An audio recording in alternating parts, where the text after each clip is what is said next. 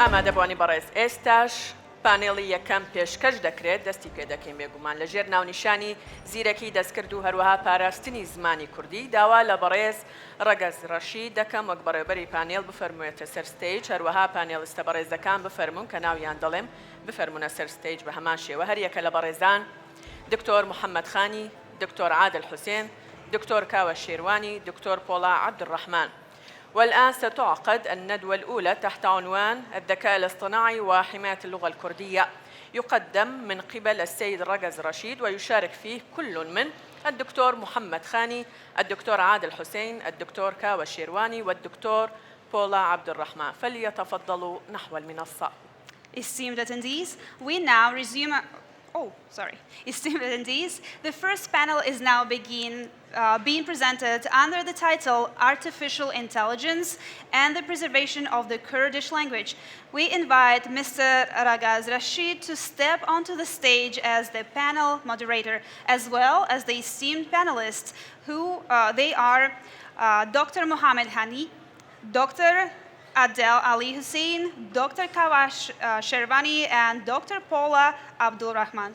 فرما. ڕۆژتان باش خۆشحاڵم کە پانێڵی یەکەمی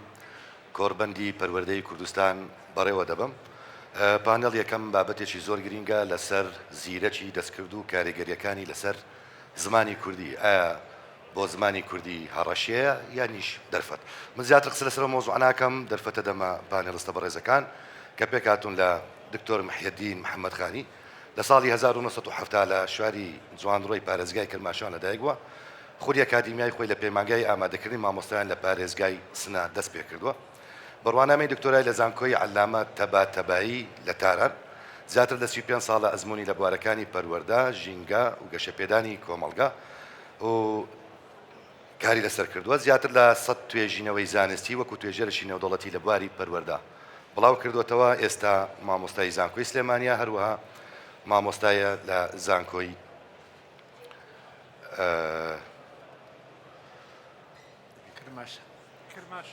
زانکۆی پیام نووری کرماشان بورەپەڕی. ئەوە شێکێک لە مشکلەکانی زیرەکی دەستکرد. پرۆفیسۆر دکتۆر کاوە عەبدولکەریم شێروانی لە ساڵی 1972 لە هەولێر لەدایک بووە. دکتۆرای لە بواری گوتارشیگاری لە زمانی ئینگلیزیدا لە ساڵی 2010 بەدەستهێناوە. هەروەها سەدان وتاری بە کوردی لە بوارەکانی پەروەردە و خوێندن و زمان لە ڕۆژنامە و گۆڤارەکان بڵاو کردوتەوە. 8 کتێبی لە بوارەکانی پەروەردە و پێگەیاندن و گوتار و میدیا بەچاپ کێندووە. لە چەندین پۆستی ئەکادیمی خزمەتی کردووە. دوایین پۆستی سەرۆکی زانستی پۆلە تەکنیکی هەولێر و دامەزرێنەری گروپی کۆمەڵی ئەکادیمیستانی کوردستانە. بێگومان ئەوانە زۆر بە کورتی دەخوێنمەوە، بێگومان لەوە زیاترە. پرۆفیسۆری هاریکار دکتۆر عادل علی حوسێن ساڵی دایکبووی 1985 ئاکرێ، دکتۆرا لە تەکنەلۆژیای زانیاری پسپۆری لە زیرەکی دەستکرد، پرۆسکردنی زمانی سروشتی، سەرۆکی بەشی تەکنەلۆژیای زانیاری کۆلیجی تەکنیکی ئینفۆرماتیک زانکۆی ئاکرێ بۆ زانستی کردداری. زیاتر لە 14 ساڵە مامۆستایە لە خوێندنی بڵند بێگومان. زیاتر لە 35 توێژینەوەی لە بوارەکانی تەکنەلۆجیا هەیە. هەروەها دکتۆر پۆڵا عەبدولحەمید فەتاح دەرچووی بەشی پرۆگرام سازی زانکۆی ئیسلاحەدینە، توێژەر و ئەکادیمی لە پسپۆرەکان لە زیرەکی دەستکرد و فێربوونی ئامێر و شیکاری داتا. زیاتر لە 20 ساڵە ئەزموونی ئەکادیمیا توێژینەوەی پراکتیکی هەیە. بەشدار بووە لە دامەزرێنەی چەند یەکەیەکی توێژینەوە لە نێوانیاندا یەکەی شیکاری داتا لە زانکۆی ئیسلاحەدین و سنتەری زیرەکی دەستکرد لە زانکۆی کوردستان. ئەوەی گرینگە ئێستا چالاکە لە توێژینەوەکانی پەرەپێدانی زیرەکی دەستکرد بۆ خزمەتی زمانی کوردی. زۆر بەخێربن ئێوەی بەڕێزیش دەتوانن بەشدار بن لە ڕێگەی ئەو QR کە لەسەر باجەکانتانە دەتوانن سکانی بکەن و بەشدار بن. دکتۆر لە جنابتەوە دەست پێکەم دکتۆر محەممەد خانی وەک لە دەستپێک باسمان کرد. ئایا زیرەکی دەستکرد چۆن دەکرێت سوودی لێ وەربگیرێت بۆ کەشەستەندن و بەرەو پێشبرینی زمانی کوردی؟ خۆتان ئەزانن کە لەگەڵ لەدایکبوونی زیرەکی دەستکرد کۆمەڵێک شوێن کۆمەڵێک ئیش لەوانەیە بمرن، لەوانەیە لەناو بچن، لەوانە بۆ نمونە قەڵەم هیچ پێسێر نەبێ ڕۆژێک لە خەوهەستی ئیتر قەڵەم بەکاردێنی. ئایا ئەم یان کۆمەڵێک شتیش نەخۆشەوێت؟ ئایا قسەکە لەسەرەوێ بۆ زمانی کوردی ئەمیانە بێتە دەرفەت یانیش کاریگەری نێگەتیڤ دروست دەکات؟ بەڵێ فەرموو. سڵاو و ڕێز لە هەمووتان لە کاک ڕەگەزی عەزیز لە ئامادەبووانی حازر. مەمنونم بۆم دەرفەتە پێمان دریا. لە ڕاستیە زیرەکی دەستکرد یا زیرەکی دەستکرد بێژین باشترە چون زیرەکی دەستکرد کەسێکە دروست کراوە لە زیرەکی دەستکرد ئەو شتەیە ئەمڕۆ هەیە ئینتلیجنس ئارتیفیشل زیرەکی دەستکردی پێبێژین باشترە هەر لە ڕووی زمانەوانیوە ئەمە بە لە دەست پێکا چاک بکەین دووەم هاتنی هەر ئەپێک هەر وەسیلەیەک بۆ ژیانی مرۆڤ ئەتوانێت هەم دەرفەت بێت هەم هەڕەشە بێت چون بڕیار ئێمە ئەیدین ئەفەکان بڕیار نادەن ئەوان ناتوانن بەهایان تیا بێت ناتوانن بڕیاریان تیا بێت ناتوانن ئەوەرنس یا خۆ ئاگایی لە خۆ ئاگاییان تیا بێت بۆیە ئەوان خونسان نەئەرێنین نەنەرێنین بەڵام هەڵس و کەوتی ئێمە لەگەڵ ئەوانە ئەتوانێت هەم ئەرێنی بێت هەم نەرێنی بێت و بۆ ئەو هەڵس و کەوتە پێش لە هەموو شتێ زانست کە بێتە ناسینی شتەکە دوای ناسینی شتەکە ئەبێتە هەڵسەنگاندنی شتەکە دوای هەڵسەنگاندنی شتەکە ئەچواتە بواری کەڵکلێوەرگرتن لە دوای کەڵکلێوەرگرتن ئەچواتە بوارێکی تر تۆ ئەبێ ژیانی خۆت و ژیانی ئەو هاوبەش بکەی ئایا ئەو بکەوێتە پێشی تۆوە یا تۆ بکەویتە پێشیوە ئەو بۆ تۆیە یا تۆ بۆ ئەوی بۆ نمونە شتێکی زۆر بەسی تێژم وەکو پارە دروستکریا بازرگانی عوەز بوو ژیانی مرۆڤ عوەز بوو هەناردەکردن ئاسان بوو هەڵگرتن ئاسان بوو سەنعەت دروست بوو ئایا پارە بەو گرنگیە کە ئێستا جێگرەوەی زۆر شتێکە چون ئێمە ێژن پێی لە دەروون ناسیا تەقوێت کنەندەی تعمیم یافتە ینی شتێکە جێگرەوەی زۆر شتێکە پارە بووەسە جێگرەوەی خۆشەویستی بووەسە جێگرەوەی خۆراک بووەسە جێگرەوەی لیباس بۆیە پارەمان خۆشەوێت هەمویانی پێدابی نەکەین بەڵام بڕێچت بە پارە ناکرێ ئایا من بۆ پارەم یا پارە بۆ منە ئالەرانە تێنە جێگەیەکە مرۆڤ ئەبێتە سنتەر و وەختێ مرۆڤ بوو بە سنتەر ئەبێ ئێمە بەهاکان بەرچاو بکەین ئایا بەهای من لە بەهای پارە زۆرترە کە پارە بێتە خزمەتکاری من یا من ببمە خزمەتکاری پارە ئێستا ئەی بینین زۆر کەسێک بووە بە خزمەتکاری پارە تەنیا کەسێکە تەنیا شتێکە گلەیی لە مرۆڤەکە نییە پارەکانی زیێژە تۆ باش من بەخێوەکەی وەلەکانە گلەیە سەرەکیەکە لەسەر مرۆڤەکە کە پارەکەی کەڵک لێ وەرنەگرتە بۆ ژیانی خۆی لە ئەم سەردەما شتێکی زۆر گرنگ هاتەوە وەکو ئەپێک بێژین پێی AI ئایا AI بۆ منە یا من بۆ AIم ئایا AI ئەتوانێت بۆ من بڕیار بدە یا من ئەبێ بۆ AI بڕیار بدەم مرۆڤ وەکو یواڵن و حێژەتی وا بە دوای سێچتۆ سێچ شتێکە خوا هەیەتی دانایی تەواو بێسنوور من دانابم نەمردنی تەواو من هەتایە نەمرم توانایی تەواو هەرچێ شتە بتوانم بیکەم بە خەیاڵ بردوومانە داومانە سەر دەستی AI وازانین AI هەموو شتێکە زانێ کە زۆر کات پرسیارەکانی لێکەی نەزانین بە هەڵە جوامانەداتەوە لێی تێناگە ئەخیر پرسیارێکە AI غەڵەت جوای داسۆ گەشتیارێکی ئەمریکایی و بۆ وڵاتێکە چوتی وایە ئەوێ ویزایە وتی و نەوەڵا کام دووسێشەوە نیشانیدا چوێنە چی ویزایە و کابرا هەروە ماوە لە سەفەرەکەی چون AI داناییەکانی هی خۆی نییە لە دەرەوە پێدرێت ئێمە چیمان داوێ بە AI ئەوە ئەتوانین وەربگرینەوە کاکی تۆر خوا ئەگەر یەک زەمەجاری کورتم دەیتێ بۆیە وەختێک AI ئەوێتە هەڕەشە لەسەر زمان و کارەکان مرۆڤەکان دوور بگرن و بیدەنە دەستی AI کە AI زانستەکانی هەرگیز بە بەها هەڵ ناسەنگێنێ حەماس و ئیحساساتی ئینسانی و هاودڵی بەرچاو ناکات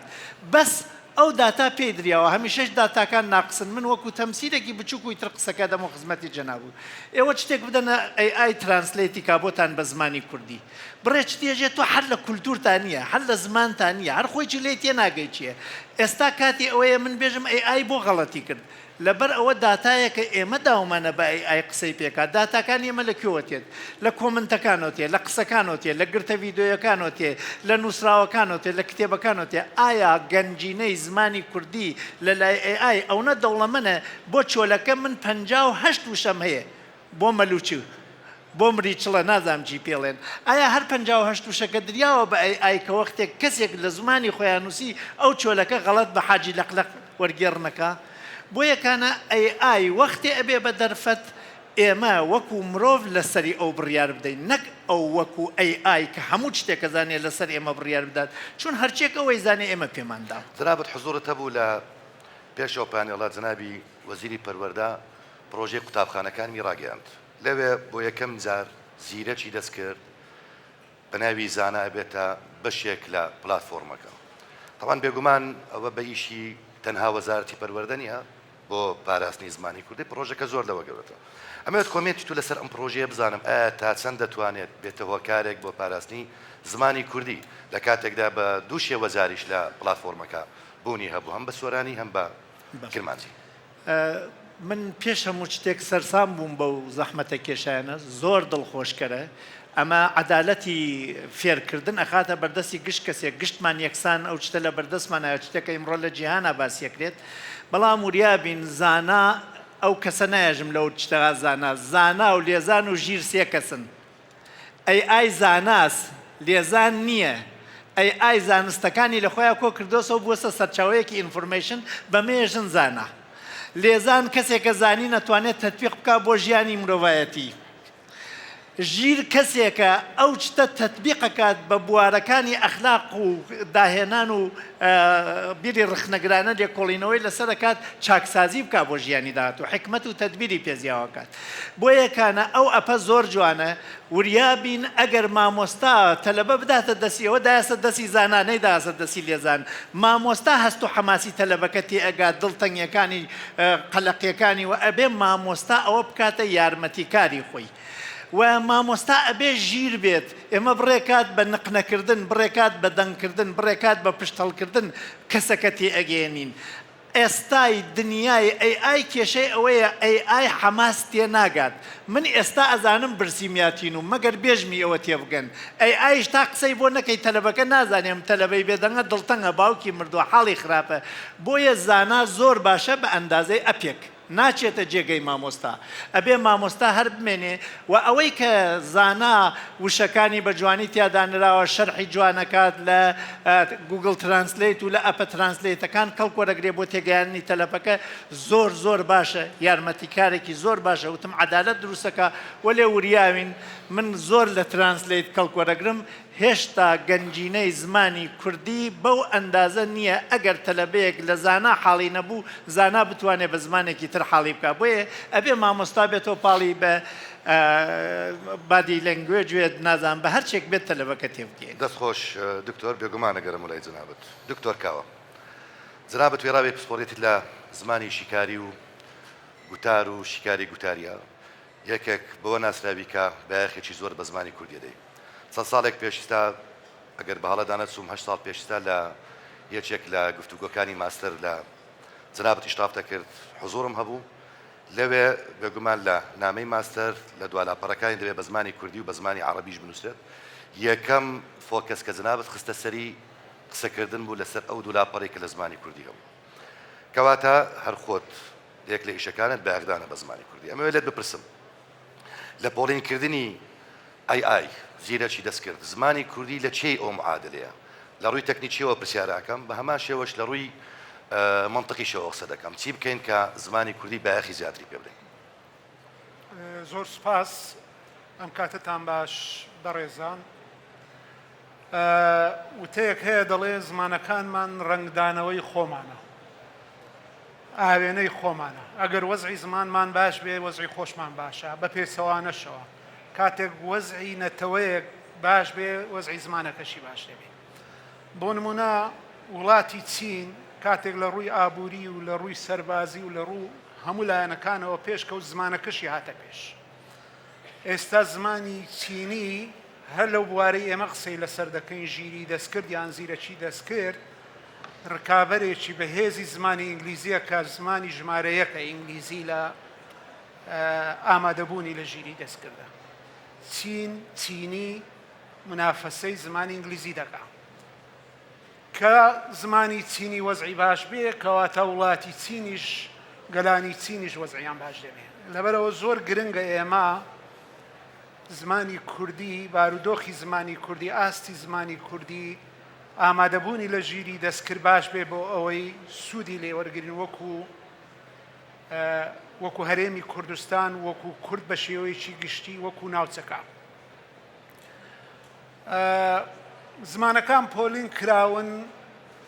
بە پێی ئامادەبوونیان لە ژیری دەستکرد لەسەر چەند بنەمایەک یەکەمیانەوەیە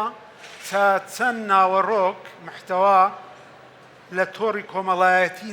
بەم زمانە هەیە ئەوە یەک ینی پێشەوەی باسی پۆلینەکان بکەین بزانین زمانی کوردی لەکوێیە با بزانین لەسەر چه ئەساسێک ئەو پۆلینانە کراون. ئینکۆدینگ و هەبوونی کیبۆرد و لانە تەکنیکیەکانی فۆنت و ئەوانە تا ئێستاش هەندێک زمان هەیە کیبۆردی زمانی خۆی نییە، فۆنتی زمانی خۆی نییە. بوونی پلاتفۆرمە جیاوازە ئەلکترۆنی و دیجیتالەکان وەکو سۆشیال میدیا و تۆڕە کۆمەڵایەتەکان وەکو باسم کرد ئێستاش چەندین زمانی ئەفریقی هەیە تۆڕی کۆمەڵایەتی وەکو فێسبووکیان نییە بە زمانی خۆیان. ئایا ئەو زمانانە تا چەند هەیەە و چەند ئەکتیڤیشن لەو بارە ئەگەر دکتۆر قەتعەت بکەم بەڵام خۆتەزانی بە پێی حتای نسکۆ شوێنێک باسیەوە دەکات کە لە ساڵی 1950 تاوەکو ئێستا نزیکەی 240 زمان ئیقرازیان کردووە لە ناوچوو. ئایا مەشۆکارێک بە ئەو زمانی ئەوان دەڵێن بێگومان ئەو زمانانە کە ئێستا فەیسبوک و زمانی دیجیتاڵی خۆی نزیکەی 7,000 زمان لە دنیا هەیە بە پێی پێشبینیەکان توێژینەوە زانستیەکان پێش پەیدابوونی ژیری دەستکرد تەوەقع دەکرا کە نیوەی ئەو زمانانە لە سەدەی 21ەم نەمێنێن بەڵام بە هاتنی ژیری دەستکرا و معادلەیە نەما ئێستا ئەگۆڕێت باشتر دەبێت یان بەڵێ باشتر دەبێت لە پرۆژەیەکی مێتا پرۆژەی هیچ زمانێک بەجێ نایەلین we don't leave any language behind 50 زمانی ئەفریقی کە خەریک بوو بمرن و لەناو بچن ڕیکۆردیان کرد و ئاپی فێربوونی ئەو زمانەیان دانا و هێنانەوە ساحەکە کەواتە ژیری دەستکرد یارمەتی دەرە بۆ ڕێگرتن لە ناوچوونی زمانەکان. هەبوونی گوگل ترانسلیت و وەرجێڕان یەکێکە لەو بنەمایانەی کە لە ڕانکینگەکان لە پۆلینکردنەکان زمانەکە دێنێتە پێشەوە. هەروەها بوونی ناسینەوەی ئاخاوتن سپیچ ڕیکەگنیشن بۆ نمونە تۆ قسە دەکەی قسەکە دەبێتە تایپ و تەبع دەبێت یان بە پێچەوانەوە بۆ دەخوێنێتەوە دەیکاتەوە قسە ئەوانە هەمووی کاریگەریان دەبێت لەسەر ئاستی زمانەکە لە ژیری دەستکردیان لە ئامادەبوونی لە ژیری دەستکردا. چەندین توێژینەوە پۆلین و ڕێزبەندی زمانەکانیان کردووە بۆ 5 جۆر. زۆری یەکەمیان ئامادە نەبوو کە بوونی نییە لە ژیری دەستکرد. زۆری دووەمیان سەرهەڵدان تازە خەریکە شت تۆمار دەکە و دێتە ناو ژیری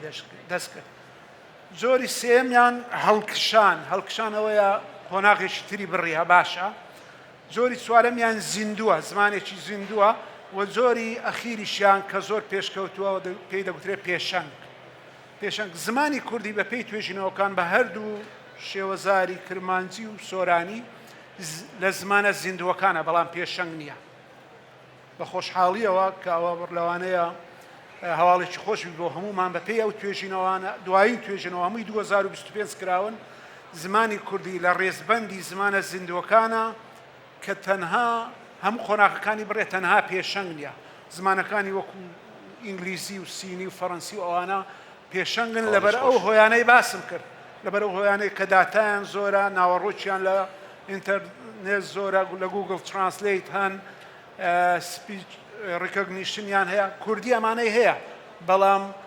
هێشتا ماوێتی بیکە وەکو ڕێزبەندیش تقریبا لە نزیکەی 150 زمانە یەکەمەکانی جیهانە گوتمان 7,000 زمان لە جیهان هەیە ژمارەیەکی زۆر باش. کوردی لە نزیکەی 150 زمانە یەکەمەکانی جیهانە. زۆر باش سپاس بێگومانە گەرم وڵای جەنابەت دکتۆر عادل بۆ پێی هەر بە تەنها ئیشکردنی زمانەوانی بەس نییە بۆ پاراستنی زمانی کوردی لە ئای بەڵکو پێویستی بە مەهاڕەی تەکنەلۆجیشیە جەنابەت پسپۆڕێتیت لە بواری داتا و داتاشیکاری چۆن ئەو پەیوەندیە لە نێوان تەکنیک و زمان بۆ پاراستنی زمانی کوردی بۆ گەشەسەرنی زمانی کوردی لە ناو زیرەکی دەستکرد دەبینی. سپێدانگو باش سپاس بۆ vê derfetê ez wek zankuya akre hatîme beşdarkirin bû vê kûrbendê. Bêguman eger em behsî zimanî bikin her wekî cemaetê behs kirî zimanê Kurdî êkiş pêngavê here giring û cenabê wezîrî ji behs kirî dijîtalkirina evî zimaneyê. Ev êkil pêngavê here giringin rastî. Çku em birêka teknolojiyayê di vî zimaneyê nasîn birêka hindek algoritmêt ku em ser şûrkên teknolojiya yan hindek rêkên teknîkî yan ku em bêjîne lewaneyî لينك داتا لواني NLP يانكو Natural Language Processing هذا ايكل جرينترين بينغافا كو ام دست بكين بو ديجيتال كردنا ابي زمانه دانا بيت هرشا اگر هاتو اف زمانه بوما نهات ديجيتال كرن كواتا نا جوجل نا وكي جناب الدكتوري قلتي نا ميتا نا اوبن اي ابي زمانه ينا ناصي يعني وجود بنا بيتن كواتا ام وكي نوع كوربوس يان ريبوزيتوري يان داتابيس درست بكين بو في زمانه چه زمان وكي جناب وزيري بحثي زانای كري چه زمان سوراني بيتن يان عفوا دالوك باديني بيت يان سوراني بيتن اما زور يا گرنگا يكم پينگاف و اف داتا بين ديجيتال كرن ايرا من بسيارة كبو آيا اف داتا يان اف زمانه او جناب وزيري بحث كري آيا ناف جوجل دايا بونمونه يان اتناف بلاتفورم قطابخانه كما تنه چونکه اگر از هاتم اوی تعریف کم من ناف گوگلی دا وقتی از بسیار بکم بونمونه شوی دی من بسیارا وکی جناب دکتوری گوتم بسیار ایکل پلاتفورمت ای کل من گوته بدنگ طبعا من گوته بو من بصورانی جابا من داوا من گوته بکا بادینی همان شواز بصورانی جاب داوا من گوته باشه کی گوته تا توی درستی ازت بجمتا بادینی گوته بو بوره من بادینی نیه يعني ليرا ما فراغك هاي الهند يا دكتور ودي زنابة متابعات كربت اما لسر بما لسر استي تاكا كسي وهندك زار كومبانيا شرمنانه معامله لقل داخل كرنيه وداتا هناك بله حالا كرنيه شلو بابتاش دبل تشيك كرنيه توزق برصه بسيارك من زور رونا ارشي تشي بيويست بيكا لسر مستواي زانكويا لسر مستواي اكاديميا لسر مستواي تشي بتوانيت او زمانه طبعا بيقومان قصه السربيه كزماني كوردي تاو كيسا شي بينك راو ستاندارد مانيا شي وزاري زور مانيا كما مناقشه كما نامت لرا بخينا او باسه وبلام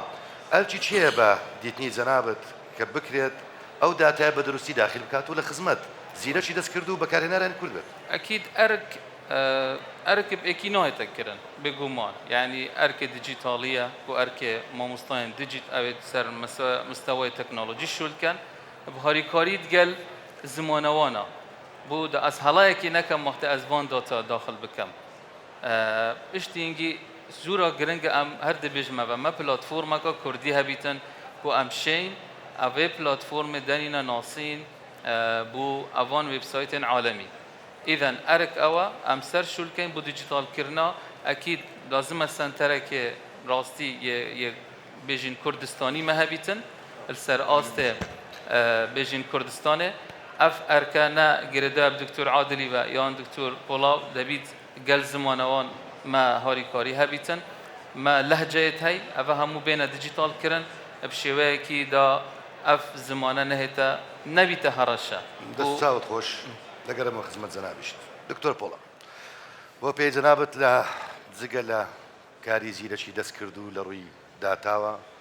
لروي زماني كردي شوي شكي دكتور كاوای اشارتی با شتێکدا کە بەڕاستی بۆ من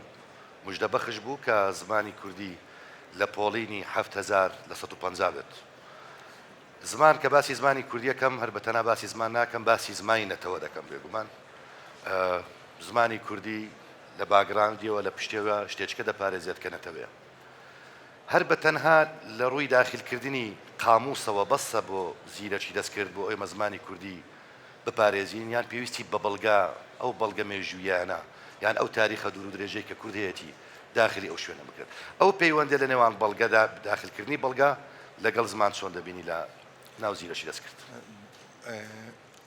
بەڕاستی پێشەکی بە خێراتنی هەموو لایەک دەکەم زۆر خۆشحاڵم لە ئەو داوەتەیەوە زۆر سپاسان دەکەم بەڕاستی بەڕێزان دکتۆران دەستیانە سەر چەند شتی زۆر گرنگدانا و پرسیارەکەی جەنابیشت با بالفعل بۆ دەست پێ بکەین کە دکتۆر باسی ئەوەی کرد کەوە ئێمە پێویستمان بە شوێنێک هەیە یەکەیەک هەیە بۆ زیرەکی دەستکرد تا ئەم کارانە بکات ئێستا خۆش بە حاڵیەوە دەتوانم بڵێم ئەو شوێنە هەیە ئەو شوێنە ئێستا کە لە زانکۆی کوردستان یەکەیەکی زیرەکی دەستکرد کراوەتەوە بە سەرپەرشتی دکتۆر تارق لە بۆ بەڕێوەبردننی ئەو ریسێرچانەی کە دەکرێت لە زمانی کوردی ئەوانیش لەگەڵ چێ پێکاتون بخۆیانین بەتەنێ بەڵکو لەگەڵ جەماعەتێکی کورد زمانەوان پێکاتون کە ئەکادیمیای کوردیە ئێستا ئەکادیمیای کوردی هەر تقریبا چەند مانگە 2 مانگ 3 مانگ لەوەی پێشتر ئەعلانی هەستا بە ئەعلانکردنی هەموو ئەو پرۆژانەی کە لەبەردەستە یەک لەوان ئەوەی باس دەکەی کۆرپەس ئەوجە هەر بۆ بیرهێنانەوەی ئامادەبوانیش وەزارەتی پەروەردە لەگەڵ ئەکادیمیای کوردی ئامادە بووە تێکرای ڕاست میتۆدی خوێندن منهج هەمویان بداتێ بۆ ئەوانی شارێک بن لەسەر زمانی کوردی و داخلیش بکرێت دکتۆر قەیس زۆر سپاسی وەزارەتی پەروەردەی کرد گوتی هەمویان بەردەستکردینە بەڵاشە دووەی گوت چکە دکتۆر قەیس دەدوو وەڕاستی لە بۆ ئیشە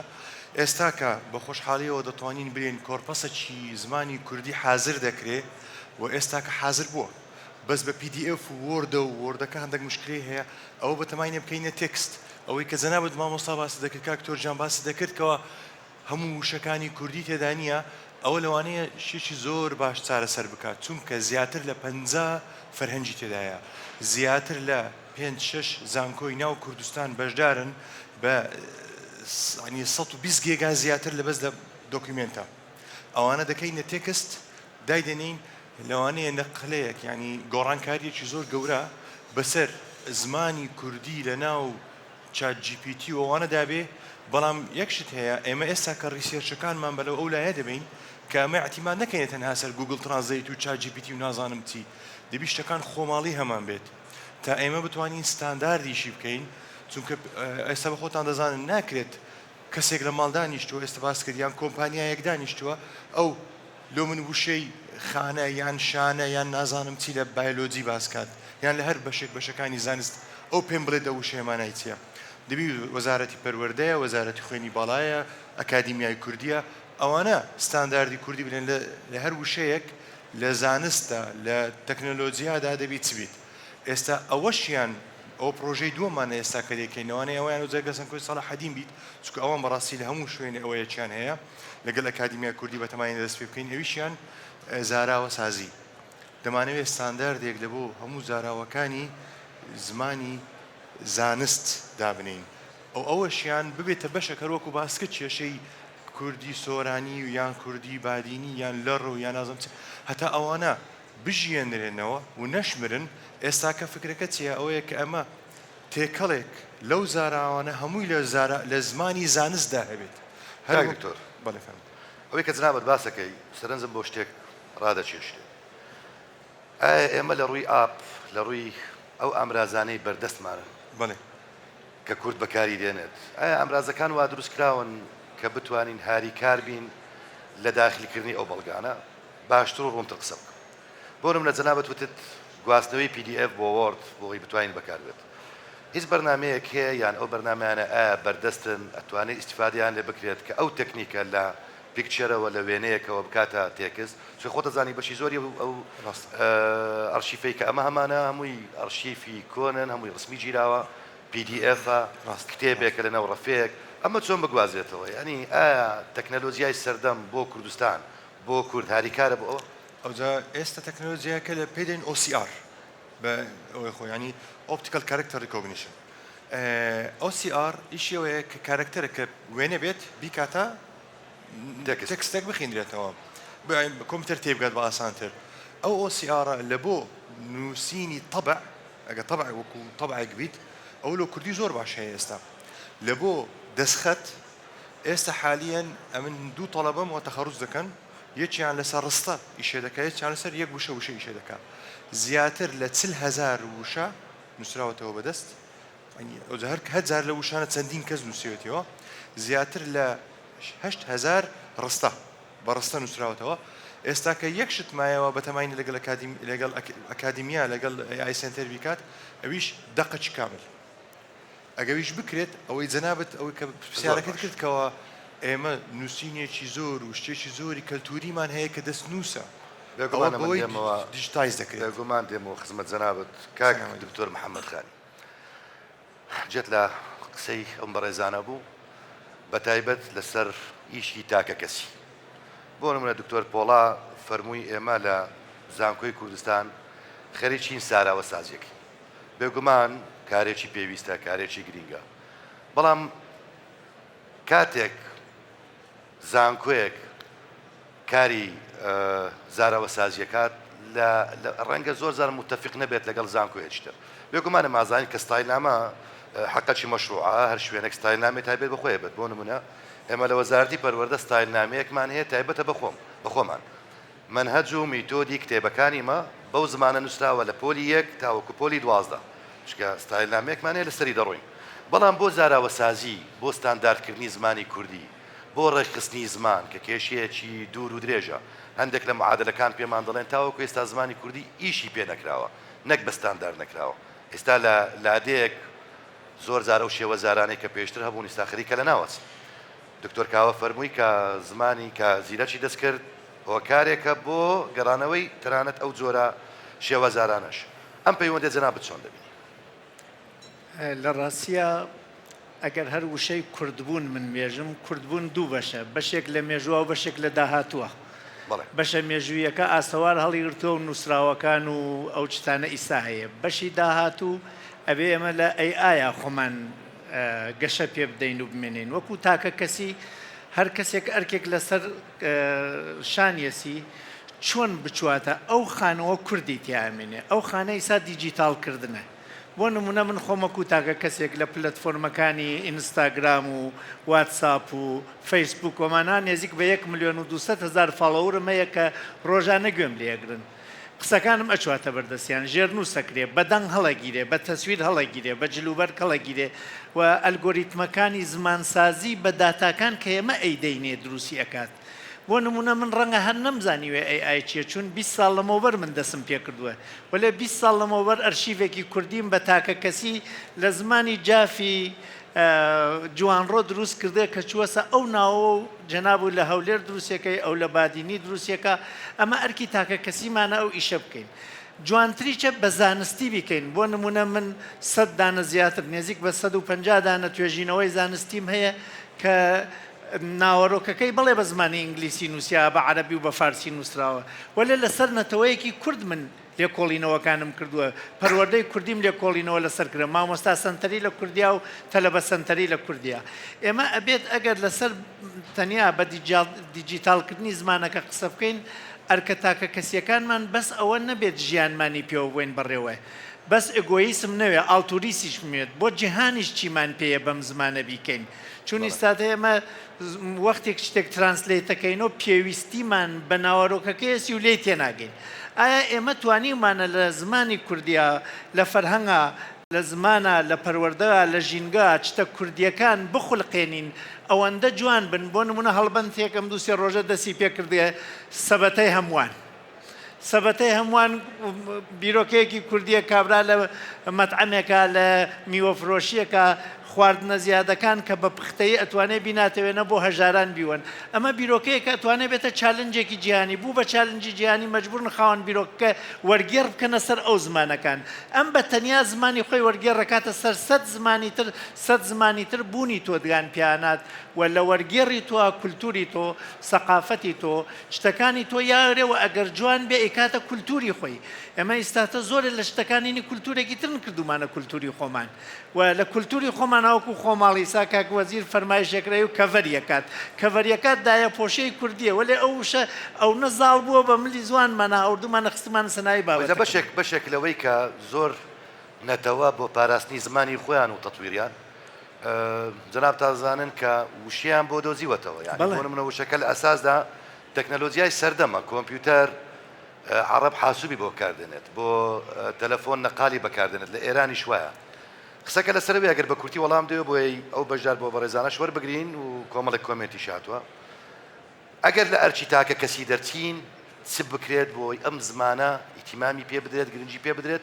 هاوشان لەگەڵ زیرەکی دەستکرد بۆی بەجێ نەمێنن داخلی بکەین من وەکووتم هەر کەسێک وەکو تاکە کەس لایەنەکانی چون باسی تاکە کەسمان کرد ئەنا لایەنەکان وەکو کۆرپۆس باسییان کرد وەکو زانکۆ وەکو ئاسۆسۆفت ئەوانەیش بکەن من وەکو تاکە کەس هەوڵ بدەم ئەو ئیشانم کە جوانە ئەیکەم وای لێ بکەم بۆ نمونە من چالشێک یا چالنجێک بێژین ئالنگاری بەڕووم 12 ساڵ لەمەوبەر دەست پێ کرد لە ساڵی دووەم یا لە ئوسترالیا 10 ملیۆن بەڕوویان نا بە ناوی ئێمەوەنیان ئێمە ئەگەر بتوانین زاراوە سازی بکەین بۆ ئیشەکانمان شتێکی جوان ئەەکەین ناوی کوردی لەسەردانین پنیسلین ناوێکە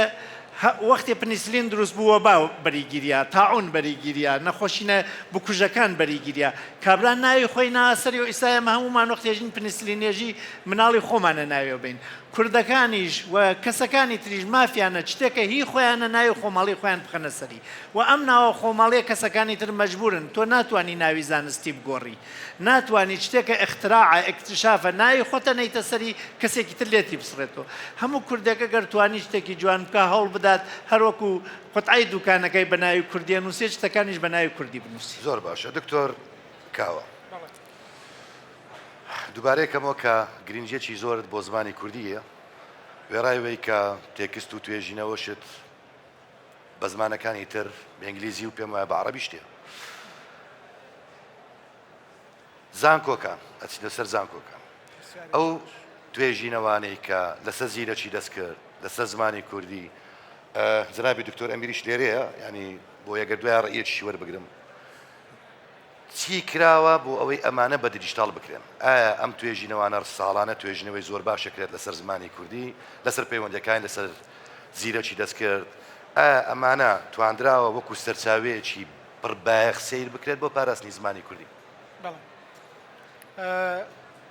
بەداخەوە لە زانکۆکان کاری زۆر باش کراوە بەڵام بە دیجیتال نەکراوە ئێستا تەنها زانکۆی سەلاحەدین نزیکەی 3000 زیاتر مامۆستای زانکۆی هەیە لە هەموو هەولێر احتیمالە تا 5000 مامۆستای زانکۆ هەبێ وەرە پرۆفایلی ئەو مامۆستانە لە گوگل لێدە نیوەیان یان نیەتی یان ئەگەر هەشی بیتەنها ناوی خۆی نووسرایە بەغەڵەت نووسراوە احتیمال ناوەکەش لەوەی بەغەڵەت نووسرا احتیمالە چەندین کتێبیشی هەبێ کتێبەکان هەمووی بە هارد کۆپیە و لەسەر ڕەفەکان کەوتووە و کەس نایبینی لەبەرەوە بە ئەرشیفکردن بەڕاستی من باسی ئەوم کرد کە کوردی لە زمانە زیندوەکانە بەڵام پێشەنگ نییە ئەگەر بمانەوێ بەرەو پێشەنجی ببین ئەرشیفی ئەلکترۆنی بە دیجیتالکردنی داتاکان زۆر گرنگە و داتاشمان هەیە و ئیشی زۆر باشیش کراوە فەرهەنگی زۆر باش هەر مامۆستایشی زانکۆ لەوانەیە بەس توێژینەوەکانی خۆی دابنێ بە تەواوی دایبنێ لەوانەیە پلەیەک زمانی کوردی بباتە پێشەوە ئەوە دوو خاڵێکی تر زۆر گرنگە لێرانە برایان لە وەزارەتی پەروەردە خوێندن لە کوردستان بە کوردیە بەڵام بەداخەوە لە دەرەوەی هەرێمی کوردستان خوێندن بە کوردی نیە ئەوە کاریگەری زۆری لەسەر ئامادەبوونی زمانی کوردی لە ناو لە دیجیتاڵی مەبەستەکە زۆر نەکەش بۆ لای من چکەم وێڕاوێکەوە پانێڵە بەڕێوە دەبم مەسئولیاتێکی مێ لە وەزارەتی پەروەردە لەکوێ لە دەرەوەی کوردستان بە کوردی مەبەستم لە دەرەوەی کوردستان لە پارسەکانی تری دەرەوەی کوردستانە ئەوانەی دەرەوەی هەرێمی کوردستانە لە کەرکووک و لە شنگان و لەوانە هەروەها پارسەکانی تری کوردستانیش باکوور و ڕۆژئاوا و ڕۆژهەڵات بەڵام هەر بۆ بەرچاوڕوونی جەنابەت ئەوەی کە پابەندی وەزارەتی پەروەردەیە لە وەزارەتی پەروەردە ئێستا خوێندنی کوردیمان هەیە لە کەرکووک خوێندن بە زمانی کوردیە بۆ جگەلەوەش ئێستا ئێمە پارتنەرین لەگەڵ کوردانی دیسپۆرا لەوێ دیاسپۆرا لەوێ منهەجی ئێمە دەخوێندرێت و کۆمەڵە قوتابخانەش لەوێ دروستکراوە کە منهەجەکانیان بۆ دەرەوە بۆ بەرچاو لەناو هەرێمی کوردستان کاری خۆی کردووە وەزارەتی پەروەردە و زمانی کوردی هەر چەندە بە دوو شێوەزار دەخوێنرێ ئەوە بیدایەت کێشە و بەڵام ئێستا ئەوەش کێشە نماوە زۆر زمانی تر هەیە دوو ستانداری هەیە یان دوو شێوەزاری سەرەکی هەیە ئاساییە خاڵێکی تر کە پەیوەندی بە زانکۆکان و وەزارەتی خوێندنی باڵاوە هەیە نەخوێندنی زانستەکان بە زمانی کوردی بەڕاستی زۆربەی زانستە گرنگەکانی وەکو توب و هەندەسە ئێستا بە کوردی ناخوێندرێت بە ئینگلیزی دەخوێندرێت هەتا ئیداریەکانیش دەچێ بەشە ئیداری و محاسەبەکان بە عەرەبی دەخوێندرێت لەبەرچێ من جارێک لە بەشی ژمێریاری لە زانکۆی پۆلیتەکنیکی هەولێر پێم سیر بوو کە تا ئێستا ژمێریاری بە عەرەبی دەخوێندرێت بە کوردی ناخوێندرێت وتم لەبەرچێ گوتیان سەرچاوە نییە بە کوردی وتم دوو مامۆستا بە هەفتەیەک دانیشن دەتوان کتێبێک لە عەرەبیەوە وەرجێڕنە سەر کوردی ئەوە پاساوی ئەوە نییە کە سەرچاوە نییە پێت وایە ڕۆژێکدا بە کورتی وەڵامی ئەوم دۆڕ ئەگەر بە باشیش لەسەرەوە بکەین ڕۆژێکدا دێ پێویستمان بەو متەرجیمەش نەبێت كداب نشت أو كتابي زنابت باسكي لعربي وترجمة سر كردي بكا أما قصة سردي واستاتيكي ناكم باسي ورجلاني رومانك ناكم كبيوستا وروحيتي تدابت كأديبكيتي والله باسي تعلمي كانكم بله تصور ذكي كي بقينا يعني هنقاو معنا لو إلى شوي نقدر أو تكستي بدينا أو كتابي بدينا بما ترجمة كردي بكا هەنگاوی باش نراوە و ژیری دەستکردی زۆر بە خێرایی بەرەو پێش دەچێت کاتی خۆی گۆڕانکاریە گەورەکانی جیهان سەدان ساڵ و هەزاران ساڵی دەویست ئێستا لە مانجێکدا دەبینی خاڵی وەرچەرخان ڕوودەدا لە ژیری دەستکرد ئاپێکی نوێ بەرنامەیەکی نوێ مۆدڵێکی نوێ دێت کە هەموو شتەکان دەگۆڕێ لەبەرەوە زۆر بە خێرایی پێم وایە و کێشانە چارەسەر دەبی بەڵام لەگەڵ مامۆستام ڕۆڵی مرۆڤ هەردەمێنێ ژیری دەستکرد ئێستا کە چەند سەرکەوتووە بۆ نمونە دوێنێ شەو من لێمدا گوتم با تاقیب بکەمەوە گوتم ڤیکتۆر هۆگۆ چێیە دەڵێ ڕۆمانوسێکی فەڕەنسیە سەدەی نۆزدەیەم کە ڕۆڵی هەبووە لە دیزاینکردنی ئینتەرناشنال سپەیس ئەوەی ئاژانسی بۆشایی نێودەوڵەتی بزانەوە غەڵەتەی ئەوە لە ئەوە دراسی لەسەر کراوە توێژینەوەی لەسەر کراوە کە پێی دەگوترێ وڕێنەکردن ژیری دەستکردی چەندێک جار وڕێنەی دەکا غەڵەت دەدا بەڵام لەسەر قسەکەی پرسیارەکەی جەنابەت پێم وایە ئەو کێشانە وردە وردە چارەسەر دەبێ ژیری دەستکرد زۆر دەقیقتر دەبێ زۆر ورتر دەبێ بە تایبەتیش لە وەرجێڕانی سەرچاوەکان دەکرێت لە خوێندنی باڵا و لە پەروەردە زۆر زۆر سوودی لێوەرگیرێت. دکتۆر عادل جارێککە ئەچمەوە سەر ئەرشیف بێگومان زمان هەر بە تەنها ئەو ئامرازە نیە بۆ قسەکردن بەڵکو پەیوەندیەکی قوڵی لەگەڵ نەتەوە هەیە مە کاتێک باسی پاراستنی زمانی کوردی دەکەین باسی پاراستنی نەتەوە دەکەین چی پێویستە وەکو تەکنیکارێک کە لە بەردەستمان بێت لە بەردەستمان نییە لەوەی بتوانین بە خێرایی ئەگەر ئیشەکە تاگە کەسیبی وەکو دکتۆر خانی فەرمووی یان ئیشی دەستە جەمعی بێت کە دکتۆر کاوە فەرمووی لە ڕێگەی زانکۆکانەوە بێت یان لە ڕێگەی ئەکادیمیا بێت دکتۆر پۆڵا فەرمووی ئایا ئەو ئەمرازانەمان تا چەند لە بەردەستە تا چەند پێویستمان بەو ئەمرازانە هەیە تا چەندیش خەلەلەکە ئەو ئەمرازانە نین بۆی ئەمانە ئەو بەڵگانە داخلی ناو سۆفتوێر و داخلی ناو زیرەشی دەستکرد بکرێت دەستخۆش ڕاستی ئەخۆ ئەگەی تەگوتی ئەگەر ئەم بین زراخۆ تێدا بکەین دا ئەم vê neteweyê parêzîn mesela ya dijitalkirina zimanî ne êkê la wîdiya zûr application bêne dirêzkirin yan chatbot me hebin da em şên wekî nû ke cenabê wezîrê ku bireka wê chatbotê ya wê websaytî ku bişêtin bû ev zimane ku vê neteweyê parêzîtin ev e xalek خالا دوی ام بین سحکینا جارا کدی ده بحثی لهجه که امام مستا ما یک دو سه لهجه کت هی جناب دکتوری بحثی سنتر یو کی اچ کر بس آیا او سنتر تا که سنتر که شول کد یان تنسیقت گل بونمونه بجین هندک اکادمیت دی اوا زورا گرنگا نقطه کادی خودت اوتی بینه بلوسه براسی لا مش گرینگه که زور زار دو آراستی جواز اجتهاد درسته که اجتهاد لزمان پێم وایە خزمەت بە زمان ناگە ئەوانەی کە لە مەجای زمان شارەزان لەوە تێدەگەن زیاتر ینی ئیجتیهاد بوون لە زمان ئەگەر ئاراستەکان یەک نەگریت زەرر بە زمانەکان ئەو جا کە دەرفەتی زەنابەت هات وەڵامی ئەوە بدەیەوە بەڵێ عفو دکتور لەوما ئەگەر ئەم بین سەحکێن هەندێک وشێن جدید یان یەتنی ئەم بێژین ئەس دەبێژمی فلان تشتی ئەپلۆدی کە وەنیە ئەس دەبێژمە دکتۆر بوو من داونلود بکە ئەوە ما دبشت تچ اکاونت هيا نابشت من هجماره کا دیجیتالیه هي بو نمونه يعني اوا كاوتا نامينيتن افوشن جديد ابي هاتي ندوي في لغه كردي دا دبيد يعني نظام کا شوازه کی زمانه بين لادان چونكو افوشه نه كرديه تو زاني ابلودي انجليزيه داونلودي انجليزيه يعني اكاونت ايكلود وتكرا ايميل وتكرا امانه بلا كاوتا اوا تكلبو يعني نو كازبش فلان كومباني كومباني كرديه آیا بس يعني هم بو كردي بجن آیا کاب درست كرديه آن اول كاوتا لازم انوان هندك وشا راستی بدین لاکی کم کار اینانا وان وشا ده و کار اینانا وشن ما یت وقتی بجن وقتی جنابتا گفت احتمال هندك گندا یا کل لاده ام بجن گندا گند يعني عندك گونجا عندك زمان هاي يعني كل لهجة هاي لو أنا برف نمانه بيتن لو أنا عم دشتوف وان جارة كادي دنیا گرم بتوانم رأیك بدم رنگە کێشەی ئێستا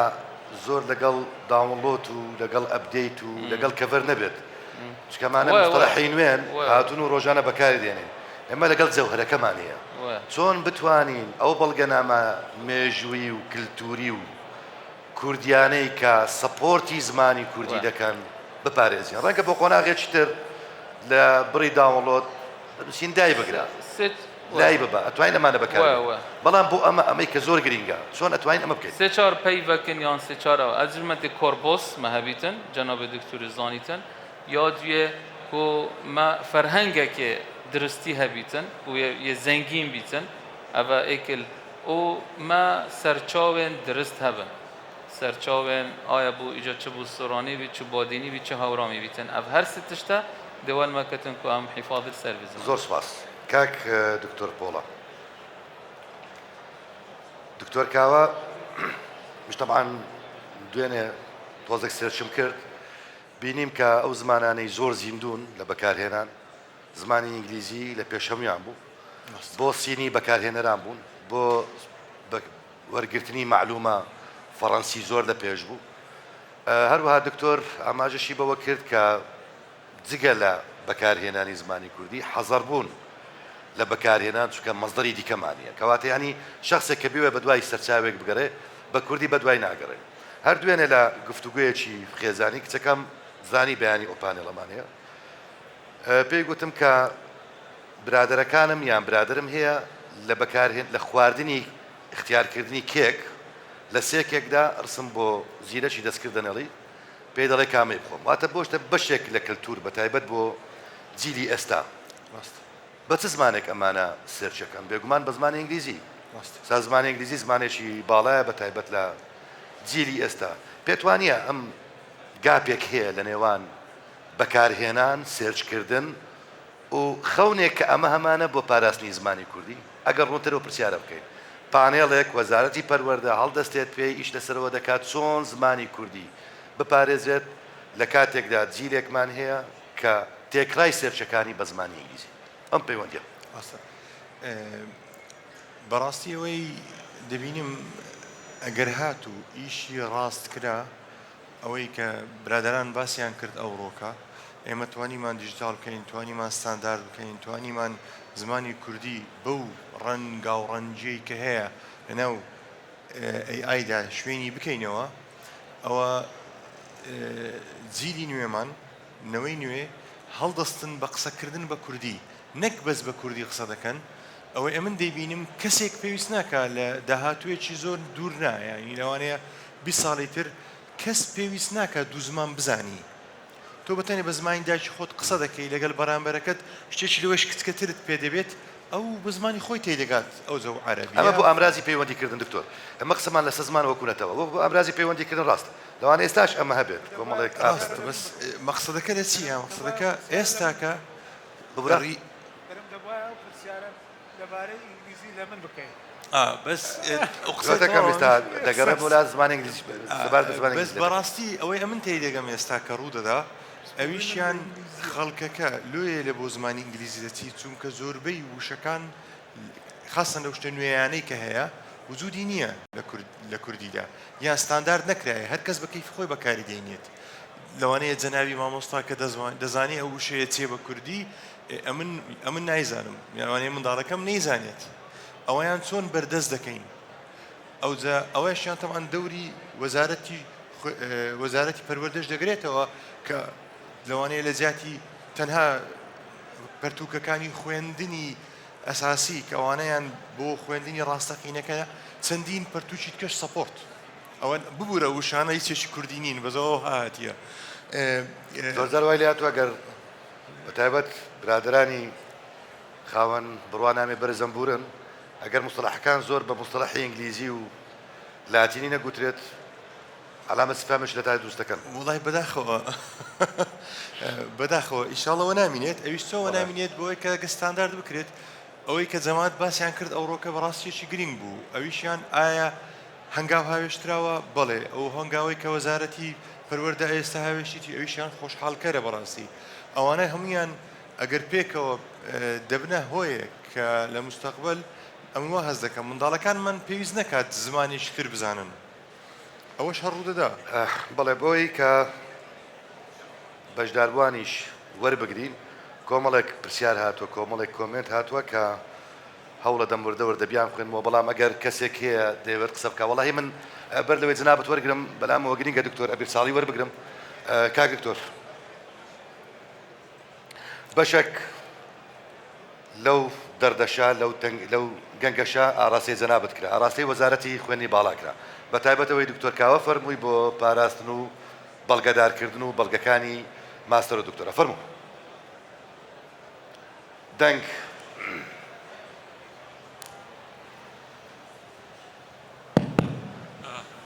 بەڵێ زۆر سپاس وەڵا ئەوەی پێویست بوو وەزانم دکتۆر کاوە باسی کرد بۆ ئەرشیڤکردنی بەڵگەنامەکان تەبعاً هەوڵی تاکە کەسی زۆر هەیە لە زانکۆکان مەسەلەن کە مامۆستایەکی بەڕێز هەوڵ بدات توێژینەوەکانی خۆی مەسەلەن بکوردێنێ و لە پێیجی تایبەتی خۆی دابنێ بەڵام وەکو دکتۆر کاوەش گوتی تەقریبەن بەشێکی زۆری توێژینەوەکانمان لە زانکۆکان بە تایبەتی بواری پزیشکی و ئەندازیاری و زانستە پەتیەکان بە زمانی ئینگلیزیە و هەوڵێک هەیە کە ئەگەر تەرجمەیان وەرگێڕانی ئەوانە بۆ زمانی کوردی بکرێ ئەو مشکلەیە دێتە پێش کە دکتۆر پۆڵا باسیەکە ئەویش ئەوەیە کە زاراوەکە ئەلمیەکان هەبێ کۆڕی زانیاری کورد لەسەر سیغەیەک بۆ زاراوەکان پێک بێ اینجا بە ئەرشیڤ بکرێت بەڵام هەوڵی ئەرشیڤکردن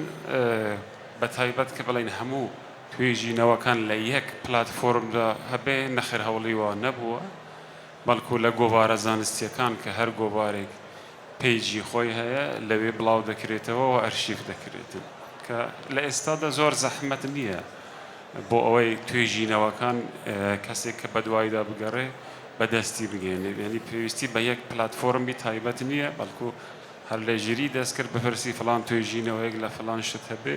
بۆت ئەهێنێ بەڵام بە کوردیکردنی توێژینەوە زانستیەکان یان دکتۆر کاوە باسی کرد خوێندنی بە کالۆریۆسی زانستیەکان بە زمانی کوردی بەڕاستی کۆنترۆڤێرشەڵە یعنی مناقشاتی زۆری لەسەرێ بەشێکی زۆری توێژەران و ئاکادمیەکان دەڵێن نەخێر ئەو زمان ئەو خوێندنە ئەبێ هەر بە زمانی ئینگلیزی بمێنێتەوە لەبەر ئەوەی کە ئێمە لە سیستمی گلۆباڵی جیهانی داین بۆ ئەوەی قوتابیانی پزیشکی زانستی و ئەندازیاری لە ستانداردی عالەمی بخوێنن لە بەرامبەریشدا بەشێک لە مامۆستایان و توێژەران دەڵێن پێویستە ئەلەقەڵ تا خوێندنی بە کالۆریۆس لە هەموو بوارەکان بە زمانی کوردی بێ کە تا حدێک من لەگەڵ ئەوەشدام بەڵام هیچ بڕیارێک لە ئەنجومەنی وەزارەتی خوێندی باڵا نەدراوە کە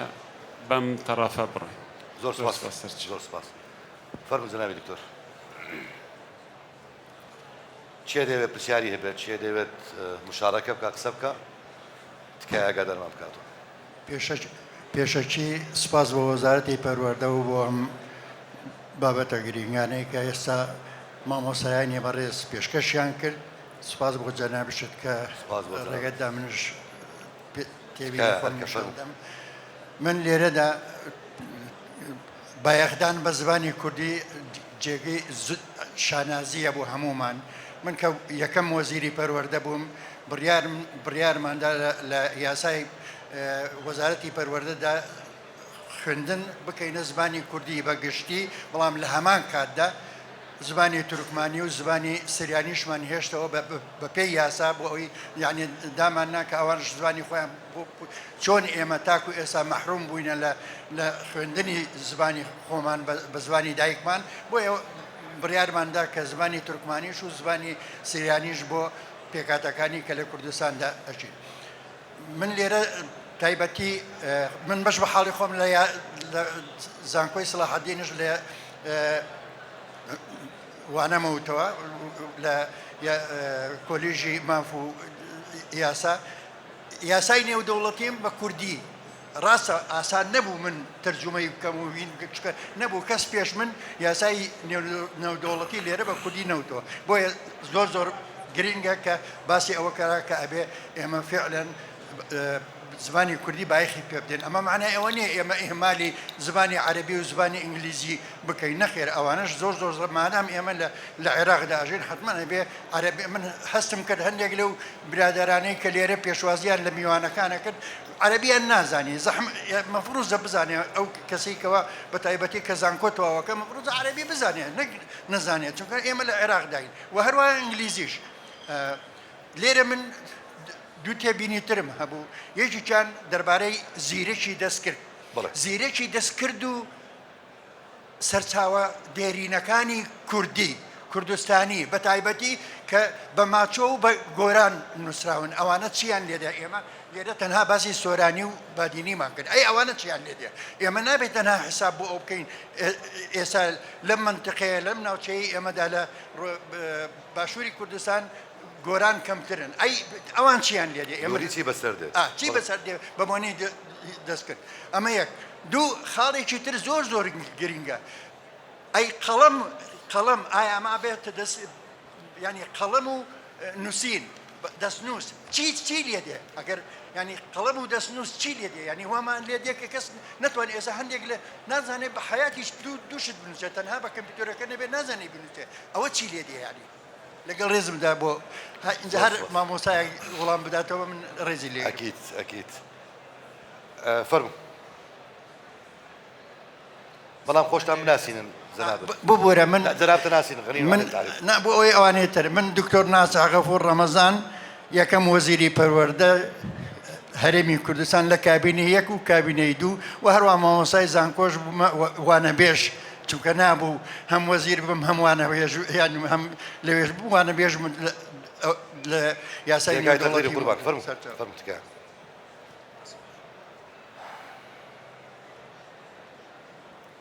سلااوتان لێبێت زۆر سپاس بۆ ئەم پەناڵە و بۆ بابەتەکانتان من دکتۆر هێمن لەتیف لە زانکۆی ئەمریکی لە عێراق سلەیمانی دوو خاڵم هەیە خاڵێکیان پشتگیریە لە یەکێک لە بابەتەکان کە ئێوە وروژانتان ئەویش ئەوەیە نەبوونی با بڵێن وجودی زمانی کوردی لە مۆدەڵەکانی AI بەو شێوەیە کە زمانەکانی تر هەن لەبەر کەمی کۆنتێنتە کەمی ناوەڕۆکە بە زمانی کوردی کە ئەمە واقعەکە چارەسەریش بۆ ئەوەی ئەو ناوەڕۆکانەی کە تا ئێستا هەبوون و بە دیجیتەڵی نین بە دیجیتەڵی بکرێن بەڵام زۆر گرنگیشە بەردەوام بین لە دروستکردنی ناوەڕۆکی کوردی بە دیجیتەڵی نەک تەنها لە پۆستێکی سۆشەڵ میدیاوە یان لە مادەیەکی ئەکادیمی بەڵکو فلیم کارتۆنێکی کوردی جوان ئەتوانێت ساڵانە بگات بە 100,000 مناڵ و ئەو مناڵە لەگەڵ زمانی کوردیا بهێڵێتەوە گۆرانیەکی کوردی جوان ئەگات بە 100,000 گەنج و ئەو گەنجە لەگەڵ زمانی کوردیا ئەهێڵێتەوە هەروەکو لە بابەتەکانی شعر و ڕۆمان و ئەدەبیاتیش کاری لێ بکرێت بەڵام حەزەکەم پرسیارێکی جەنابەت استغلالی کات بکەیت ئەگە کورتی بکەینەوە باش حەزەکەم پرسیارێکی جەنابەت دووبارە بکەمەوە چونکە من خۆم لێرەوە وەڵامەکەم وەرنەگرت لە ڕووی تەکنیکی و زانستیەوە ئێمە وەکو کورد چ گرفتێکمان هەیە لەوەی بتوانین وێنەیەکی ژیری دەستکرد دروست بکەین کە لە هەمان ئاستی زمانی کوردی بێ وەکو زمانەکانی تر هەریچێک لە بەڕێزان وەڵام بدەنەوە پێم خۆشە زیاتر لە زۆر سپاس کاکەمە فەرموو هەرتەنیشتی با تۆزێک بە سەڕە بڕۆی بەڵێ سلااو ڕێزم زۆر سپاس بوو پەنلەکە دکتۆر دیلان مەجید ڕوستەم لە ڕێکخراوەی کای بەرادەرانە زۆربیان دەناسم لە نزیکەوە ئەو گرفتەیەکە ئێمە لەگەڵ زمان کوردی هەمانە گرفتێکی تەکنیکی نییە بە هیچیوە ئەم تەکنیک ڕێگای خۆی دەڕۆت و گەشە دەکە ئەو گرفتەی ئێمە بوو زمان کوردی هەمانە نەبوونە children literature واتە ئەدەبیاتە منداڵانە زمانە کوردی بۆشایەکی زۆری لە ئەدەبیاتە منداڵانە ئێمە زمانە کوردیمان کردووە بە زمان و تەکنیکە گەورە ساڵ لە لایەکی زمان ستاندارد خۆی شیوەی پەیوەندی خۆی لە تەمەنێکی بچووک دەست پێ دەکا و جیگای خۆی دەکاتەوە ئەمە تەجروبەی باش لە دنیا هەیە لە زمانەکانی سویدی هەیە ئەڵمانی هەیە وڵاتان ئەوروپی هەیە لە زمان ئینگلیزی هەیە ئێمە ئەو تەجروبە باشانە ئەبێ وەک دەرسێک بەکاری بێنین و بتوانینەوە بوشایە لەگەڵی پڕ بکەینەوە ئەبێ بیر بکەینەوە کە لەناو کۆمەلگای کوردی چەند نووسەر بوو منداڵان هەیە ئەستە جیاواز ساڵانە جیاواز تێگەیشتنی جیاواز وڵاتان ئەوروپی زۆربەیان ئێستا خەریکە دووبارە بیرکردنەوەی کە لەسەر تەکنیک لە پەروەردە دەکەن وڵاتی وەکە سوید تەواو پرۆسەی تێکڵاوکردنی تەکنیک لە پرۆسەی پەروەردەی ڕاوەستاندووە تا تەمەنی 16 ساڵ کەس ناتوانێت مۆبایل فۆن کەس ناتوانێت کامپیوتری لە سەفەکان بەکاربێنێ چون پەروەردە گەشەی سەرەکی لەگەڵ مکانیکل پەیوەندیە واتە ئەو داینامیکێکی لە ناو مشک و تەجروبەی ئیش ڕۆژانەیە لە ناو ئینتراکشنێکی لە ناوینە مرۆڤەکان هەیە لە ناو ئیشکردن لەگەڵ یەکە ئەم تەجروبەیە مشک لەگەڵەوە گەشە دەکات تەکنیک تەنیا ئەوەی نییە ئێمە چەسپاندنی بکەین و وا بیر بکەینەوە چارەسەرێکی بۆ کێشەکانی مێ چارەسەر قوڵی ئێمە لێرە ئەدەبیاتە منداڵانە کە ئەبێ لەسەری ئیش بکرێت دکتۆر دیلان ببوورە من گەشە بکات ئەتپسرینم لەبەرەوەی یعنی کاتەکە کەماگەر تۆزە کورتیکەوەتەوە باشە مەبەسمەوەیە بیر لەو شتە بکەم منیش لەگەڵ مامۆستامە ئەو وشەی ژیرە دەستکرد بەڕاستی وشەیەکی زۆر هەڵەیە ئەبێت دانایی یا زانایی دەستکرد بێت چون وشە لە زمانە کوردی بەداخەوە ئێمە دەڕۆین وشە بە وشەش تەرجمە دەکەن لە زمانەکانی تر بەڵام ناوەڕۆک تەرجمە ناکەن ئەو وشە بوو چی دروست کراوە ئەو من چون دەتوانم ئەو مەفهومە ئەو تێگەیشتنە لە زمانی کوردی دروستکە کاک عومەر وەربگرم ئەمەوێت زۆر بە زۆر سپاس ئەوەی کە پەیوەندی بە وەزارەتی پەروەردەی وەڵام بدەمەوە خۆتان نەزانن هەر موەسسەسەیەک لە دنیا لە هەموو دنیا چی علاوی بێت چی پەروەردەیی بێت بۆ هێستا نامەی تایبەت بە خۆی بێت بەڵام دەرنەچێت لەو چوارچێوە زمانی کە هەیە بۆ نمونە تۆ سەر دوو اختیارتە دێتە بەدەست بۆ زیرەکی ژیریش هەیە زیرەکیش هەیە کامی هەڵدەبژێری تۆ بڕیاردە زیرەکی دەست هەڵبژێری غەڵەت نییە ینی ئەمە لە زمانی عەرەبیش زۆر ڕاستە لە زمانەکانی کەش ئەوانەی کە مخەزڕەمترن لە من شارەزاتر لە زمان ئەوە باش دەزانن تۆ دانەیەکی هەڵدەبژێری بەسەرە بۆ نمونە تۆ فێرخوازت هەیە قوتابیت هەیە وەزارەتی پەروەردە پەرلەمانی کوردستان قوتابی هەڵبژارن بۆ معنیانە کە فێرخوازیش غەڵەتە بۆیش بۆ زیرەکی دەستکرد و بۆ ئەو زانانی ئەو زانایی کە ئێمە بەکاربێنێنە ئەوەندە فۆکەس لەسەر نەبێت زانا ئایکۆنێکە بەکاربانێنەوە ڕەنگە مامۆستا بەکاربێنین ڕەنگە شوێنێک کە مەدروست کات بۆ نمونە خوێندنی باڵا دروستی کات بەیانی ناوی لێ بنێ زانیار دانا ینی ئەمانە ئەم ئایکۆنانە کە ئایکۆنی ڕۆژانن ئیمۆجین بەکاردێن بەڵێ کاک عومەر فەرموو بەیانیتان باش عومەر وەهاب بەرپرسی بەشی پەروەردە لە ڕێکخراوی یونیسێف بەڵام لێرە من نامەوێت وەکو یونیسێف قسە بکەم ئەمەوێ وەکو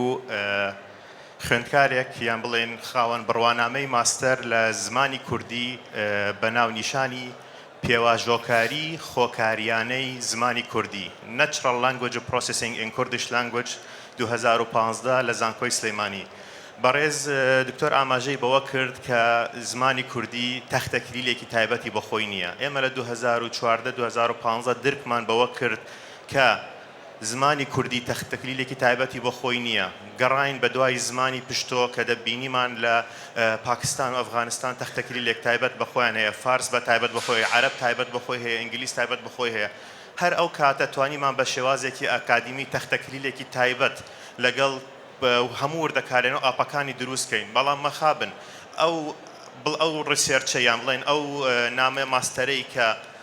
بە شێوازێک ئامادە کرا و لەگەڵ پرۆگرامەکە پێشکەش کرا ئێستا لەسەر ڕەفەی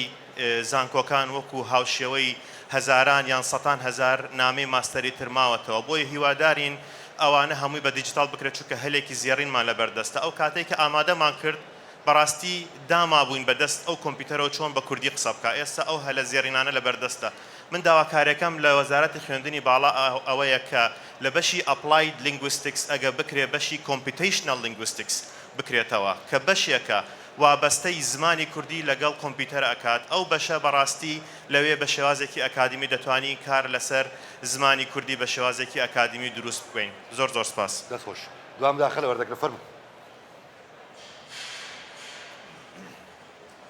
ئەوانەش خراپن من بەکاریان دەرم مداخەلە بە مداخەلە دەڵێن چی بە کوردی لەو پرس دوا سەرنج وەردەگرم سەرنج سڵاوتان لێبێ دەستان خۆش بێتن من دکتۆر مەسعود محەممەد حەسەن لە زانکۆی زاخۆ زانکۆی ئەمریکی لە دهۆک پرسیارێکم هەیە بۆ جەنابی وەزیر خوشحاڵم کە گەڕایەوە ئەو زانایی کە لە ناو مایسکۆڵەکە هەبوو سەرنجی زۆر ڕاکێشان بەڵام ئەوەی مەبەستمە بزانم ئەمە بە چ مۆدێڵێکی AI جواب ئەداتە ئایا مۆدێڵەکە خودی خۆی مۆدێڵێکی کوردیە یانیش سەر بە مۆدێڵێکی وەکو دیپسیک و ChatGPT و جیمینای ئەوانە دەبەستێتەوە پرسیارەکەم بۆ هەر چوار بەڕێزی پەناڵیستەکانن ئایا چه هەوڵێک بە تایبەتیش پرسیارەکەم بوو جەنابی دکتۆر عادلە ئایا لە زانکۆکان چه هەوڵێک دراوە لەگەڵ لایەنی حکومی بۆ دروستکردنی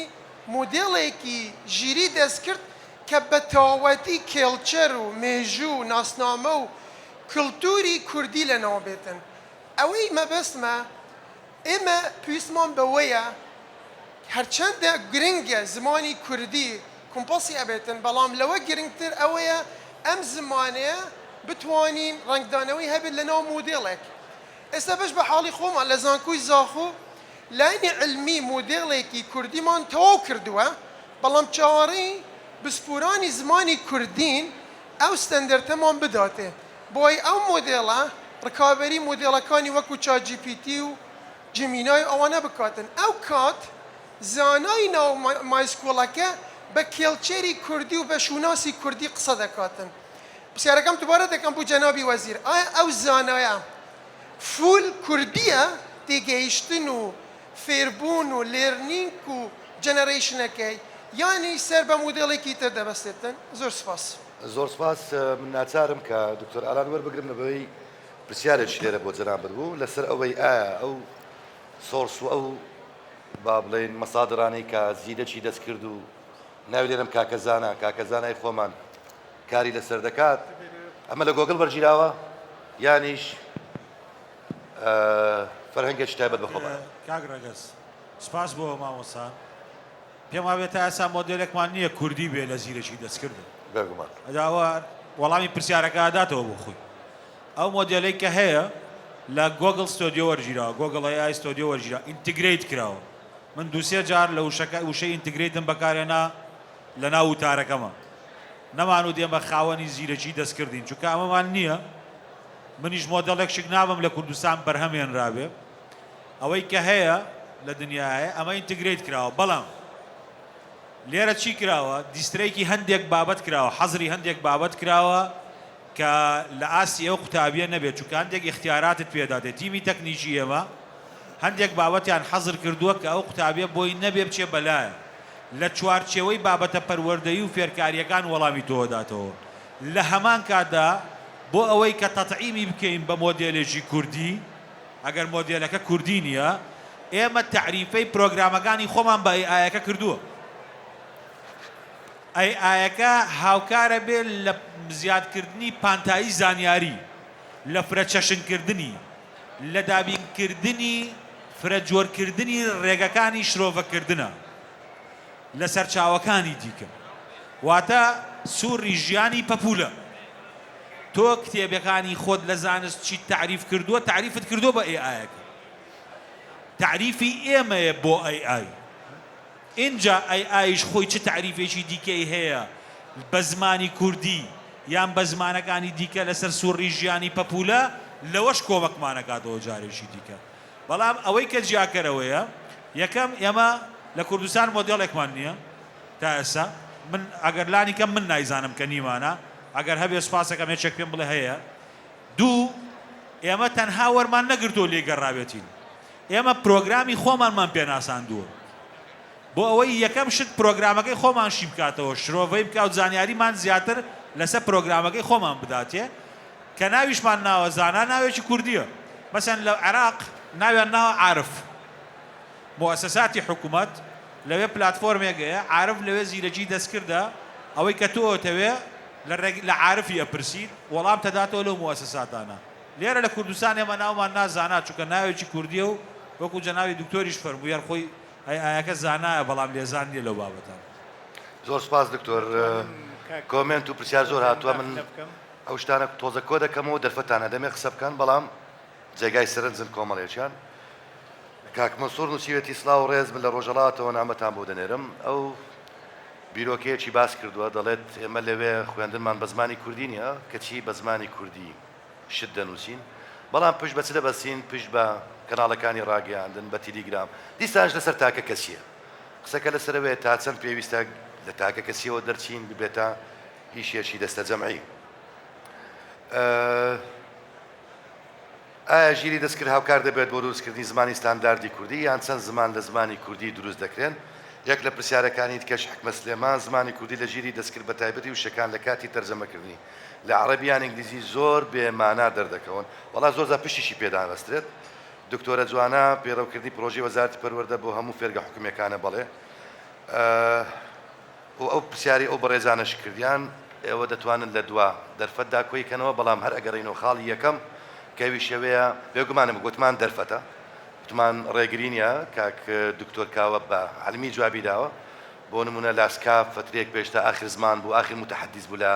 ئەمریکا ئەو ژنەی کە قسەی پێ دەکرد مردی تر زمانەکە کۆتایی پێهات ئەوەی دکتۆر مژدەیەکی خۆش بوو دکتۆر کاوە پێ ڕاگەیاندین کە زیرەکی دەستکرد وا دەکات زمانەکان لە ئینقراز و لە مردن کۆتاییان پێ بێت و نامرن زۆر باشە کەواتە دەرفەتەکان چینە چۆن دەرفەتەکان بقۆزینەوە بە وەرگرتنیە و سەرنجانە و پرسیاری بەڕێزان و چ شتان هەیە لە خلالی سێ خولەک بۆ هەر کەسێکتان بفەرمون فەرمون کاک دکتۆر خانی من ڕاستەوخۆ چمە سەر فەرمایشەکانی جەنابی وەزیر و پرسیە و بەڕێزە و تایە مۆدیلێکی AI کوردیمان هەیەیانە ئەگەر نییە کە وەکو جەنابی وەزیریش فەرمووی نییە من ناناسم نەبێت ناوێتە ڕێگر بۆ ئێمە ئەوە هەیە ئێمە لەگەڵ یا چۆن مامەڵە بکەین من بۆیە ئەو سێ و شەمەوت زانا لێزان ژیر بە ئەمسیانە جیاکەمەوە بە کورتی AI خۆی زیرەکە من بزانم بەکاری بێنم ئەبم بەزانا بزانم چۆن بەکاری بێنم کێشەکانی پێحەلکەم ئەبم بە لێزان بزانم حکمەتی بەکارهێنانەکەی وا بەکار بێنم کە ئەو خزمەت بە من بکە ئەو بۆ من بێنە من بەەوە ئەو مەژیر ئیسا ئێمە ئایمان هاوردێ زانایەکمان ناو خەریکی وانەی کوردی پێڵێن و ئەمە ژیریە یعنی مۆدیلەکەم نییە وەلێ کورداندومە ئیشی من ئەوەیە مودیلەکە بکوردێنم ئەگەر نییە تاوەختێ مودیلە کوردیەکە دروستەکەین ئەوە شتێک و حەزم کرد لەسەری بێژن وازدام لە من غەڵەت تێگەیشت وام زانی و ویان زانی و من زانام قبول نییە نەزانا زۆر جوانە و زۆریش باشی شەکات لەسەر ئەو پرسەکانی تر من بە پەلە ئەگەر بێژمی کە یەکێ لە پرسەکان ئەوەوە کە AI ئەگەر وابزانام جەنابی وەزیر و فەرمووی بۆ زمانە فرامۆشکریاکان و بۆ قەڵەمەکان AI بە ئەلگۆریتم ئیشەکات ئەلگۆریتم خۆی شتەکان ئەگرێت خۆی شتێکی لێ هەڵە کۆڵێت و ئەبێتە زانستێکی تازە AI تا ئەوێنە زیرەکە کە خۆی لە شتەکان چ هەڵە کۆڵێ بۆ نمونە ئێمە خەتی بزماری کەس نییە بیخوێنێتەوە کەس نییە بینووسێ ئەلگۆریتمێکی عەقلیمان بۆ دروست کرد خەتی بزماریمان خوێندەوە زانیمان چیتیان نووسیا و ئێستا ئەو ئەلگۆریتمە هەورامیەکان قسە ئەکەن قسەکانیان ئەچواتە ناوی گوگڵۆ ئەچواتە ناوی پلاتفۆرمەکانەوە لەوێنە خۆی ئەلگۆریتمێکی بۆ دروستەکە زمانێکە خەریکە بمرێوەکو کاک دکتۆروتی زیندووە بێتەوە نامرێت چون خۆی ئەتوانێت ئەوە بکات بەڵام من پرسێکە خەمە بەردەست فەرموو قەڵەم ڕاستە بەخوا من هەمیشە لەسەر سنوورەکانەوە تێم کەسانێکە تەمەنیان وا لە ژووری سیوە ئەزانن ناوم بنووسن کەسانێکە سەربازن و تەمەنیان وا لە ژەری بیسۆ ناوەکەم ئەنووسێنن بێ ئەلکێنن بێک و حەچێکە نازانن بینووسن چون ئەوان بە پیت ئەنووس بە کیبۆرد دەنووسن بە قەڵەم نانووسن من ئەمە ێژم ئێستا سێ جۆر ماشینتانەوە سوارێون ێژن سیارە بەهار بکەینە نازانم وە کوردی چی پێبێژین سێ سیارەمانێ یەکێکی گێڕی دەستیە یەکێکی گێڕی ئۆتۆماتیک یەکێک ماشینی گۆگڵە سوکانی و نەگێڕیە ئەوەی وا فێری ماشینی گۆگڵ بووە ئەگەر ڕۆژێک ماشینی گۆگڵ نەبوو چێکات بۆیە ئێمە ئەبێت دەست لەمانە جارێ نەشۆرین چون ئێمە بەمانەوە ئەژین بەڕاستی ئەژین ئەی بۆ وتم دەست لە مامۆستا نەشۆرین AI زیرەکە بەڵام هەست و حەماسی نییە لە برسێتی و تینوێتی و هەژاری تۆ تێناگات بۆیە ئەبێت ئەگەر گەرەکتە مرۆڤ بۆ ژیان ئامادە بکەی مرۆڤ دوو بەشە بەشێکی ئەقڵە بەشی زۆرینەی هەستە وەکو کاک دکتۆر وتی ئەدەبیاتی کودەکان یا ئەدەبیاتی مناڵان یا خوێندنی مناڵان ساڵێ بوو ساڵێنەوە و کۆسە مرد و کفنینە و کفنی لە ئەسفەهان و ئەسفەهان وێران و گاکوڵ تەمورەوان و تەمورەم ناوانی بەردەوە بەر تەڵگەڕیاوە وتم بەرد بۆ هەڵەگەڕێتەوە وتی بۆ گیا لە بنم سەوزەیە وتم گیا بۆ لە بنی سەوزەی وتی بۆ مێسەر قرت مەکە وتم مێ بۆ سەرقرتیەکەی وتی بۆچی گورد و گەرمەکات وتم گورگ بۆ دووگەریەکەی وتی شوان بۆ حرام لێکات وتم شوان بۆ حرای لێەکەی وتی بۆچی میمکە پیرە نانی سووتیان واتێ وتم میمکە پیرە بۆ نانی سووتیادێ وتی مشک بۆ سەر دۆڵەمە قرتێنێ وتم مشک بۆ سەر دۆڵەیە قرتێنی وتی بۆچی پشی چاوم لێ زاق بکاتەوە وتم پشی بۆ چاوی لێ زاق بکەیت و آخر قسەکە کەمێ ناشرینە کوتێکی بڕم نایەژمی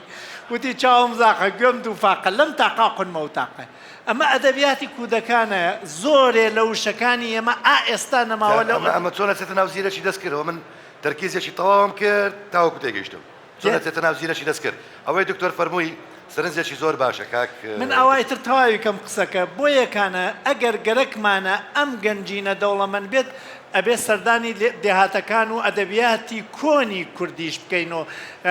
هەمبانە بۆرینەی سا و شەیواتی ئەبێ بە کوردیە وەلێ ئەبێ بە زمانێکی تر شەرعی بکەی بۆ کوردێک هەولێریش هوتلی واتیا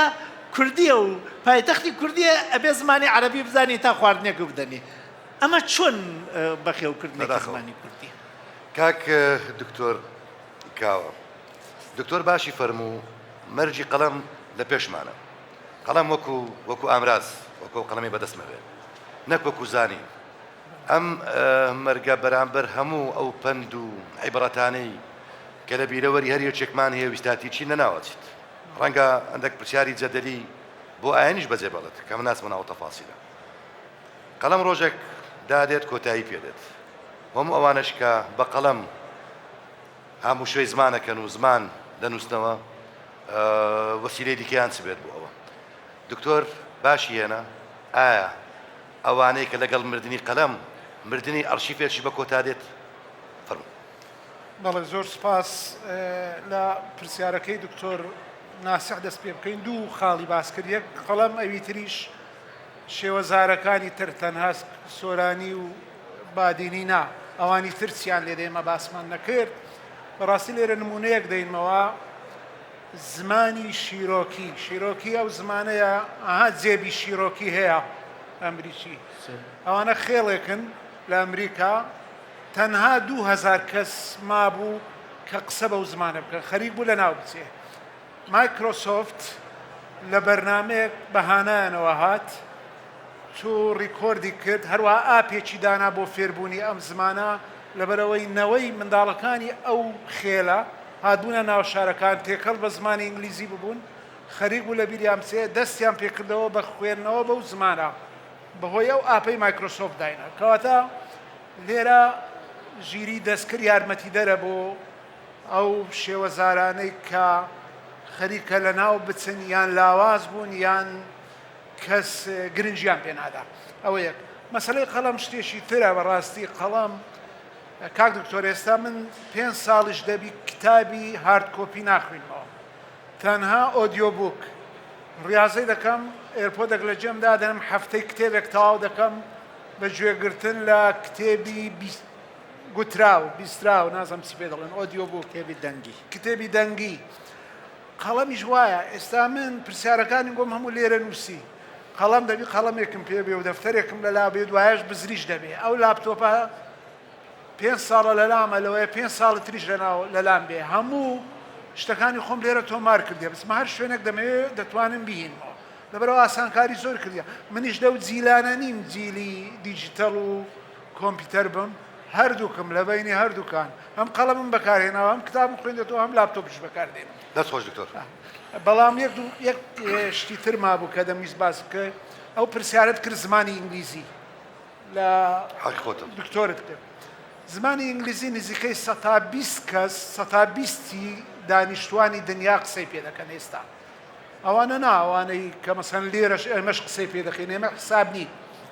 ئەوانەی وەکو زمانی یەکەم یان وەکو نەیتیڤ لەنگویج زمانی دایە قسەی پێ دەکەن 120 بەڵام بۆ لە ژیری دەستکرد زمانی ڕقەمەکە لەبەر ئەوەی 150 داتای دیجیتەڵی جیهانی بە زمانی ئینگلیزی تۆمار کراوە 120 قسەکەری هەیە بەڵام 150 داتاکە ئی ئەوانە کەواتە کاریگەری بوونی ئەرشیفی و دۆکیومنتی ئۆنلاین و ئەلکترۆنی و دیجیتەڵ بەو شێوەیە ئەگەر بمانەوێت زمانی کوردی باشتر بپارێزین شێوەزارەکانیش باشتر بپارێزین دەبێت دۆکیمنت و ئەرشیفی بکەین بە شێوەیەکی دیجیتاڵی و ئۆنلاین. زۆر سپاس. زۆر سپاس دکتۆر عادل. من پرسیار ناکەم سەرنجی خۆت تێکرای و پرسیارانی کە وەرە گیرا مشارەکەکان و تێبینەکانی خۆت فەرموو. دەست خۆش بۆ پرسیاران. ئەس دە پۆختەکێ بێژم دا وەکیل بێژن هەر ئاوی دەبیتن. یەکەم تشت وەختە ئەن بێژنی دەستکرد یعنی نەیە زیرەکە. یعنی اصطناعیە. اوكي يعني او artificial كواتا مروف زيرك ترى افا نقطة دوية predefined يعني من يقولتي افا وشا دقة افا وشا شقة افا جقة كواتا يعني من يا ام بيجن ترينينج يا منا يا فير كري كو تشواز بكت وتشفخينيت وتشبجيت افا نقطة دوية از بيجم كسي بسيار نكر حتى جنابتش نوکه عمل چق و ناقد ای آینه حال حاضر اگر دنیا بیت یا گلوبالی بیت یا لیره ام حال حاضر الویک نه حتی چین بجین جهانش الویک ای آینه یعنی نوکه زانا یا اندگت بجن 2040 لوانه وکی جناب دکتوری فرموی نزانید که از برسی ما آنه لوانه ولی بد بزانید که توی برسی آنه یعنی اندک اوهنه لو أنا 2007 بيجن بلكي عملياتك وروبوتك بكذا أو روجدات لزيل إنسان زيلك زحمتها بيتن بس مجاملات علمينا الشيء ما بيجم أبا نقطة قادي دكتور نكمل رزاني من يا دكتور بولاي بحث كر UKH زانكو كردستان سنتر كي هي أوكي يا دكتور مسعود يجي قلتي ماجي أبا زاني كو أبي شو الكنسر موديولكي بس آية اف موديولا اف هر دو موديولا جارا کدی دهیم بشینه و آیا شوی سنترالایزیشن آیا UKH آگال زاخوهای وقت شول کن جناب دکتوری گوته مل گوگل استودیو یا بری بو نمونه اف چات بوته یا اوازانا یعنی کاتا هر یک ام سر تورکی شول کن یعنی ایره لازمه از بجم سیده هیوا یا دکتور هیوا لازمه موجود با يعني information center أو director of information center دبيت شتك centralization مهابيتن جريداي بيت بزماني طبيعينا وزارة خندني بالا نخير دكتور مسعود يقول آية أم ما شو موديول هنا نخير ما شو موديول نينا وأمسا شو ناكينيش يعني كو جناب دكتور يقول دكتور أميري كو محاولة كان بين ديجيتال كرن أو جينهاتيا كرن كاتا أبا لازم أم سرفان نقطة سرك دواسر زي جناب دكتور بە جوابدانەوەی زۆربەی شتەکان و هەم ڕەتی شکەمەوە بە مۆزوعی پەروەردە بە دوو تەوەرە ئەگەر مەجال هەبێت تەوەرەی یەکەم ئەویشان زۆربەی جەماعەت باسییان کرد هەبوونی داتایە ئەو جە داتا دوو جۆرە ئەو داتایەی کە کۆنە ئەو داتایە کە دەبی دیژیتال کرێت و هەچەندە ئیشی تاکە کەسی هەیە دیسان دووبارەی دەکەمەوە ئێستا ئەکادیمیای کوردی لە دووە ئەوەی پێی دەکرێت خڕیکاتەوە لە دەستنووس و لە نووسین و لە توێژینەوە کوردیەکان لە بەشە کوردیەکان و هەر شوێنێک هەتا چەندین مەطبعە و چەندین مەکتەبە و چەندین شتی کۆن هەیە داتای خۆ بە تەمایە بەدەست بدات ئەوەندە ئەمە زۆر سوپاسی هەموو لایەک دەکەین یەک لەوان وەزارەتی پەروەردە کە داتای خۆی بەدەستەوەدا لە بۆ ئیشە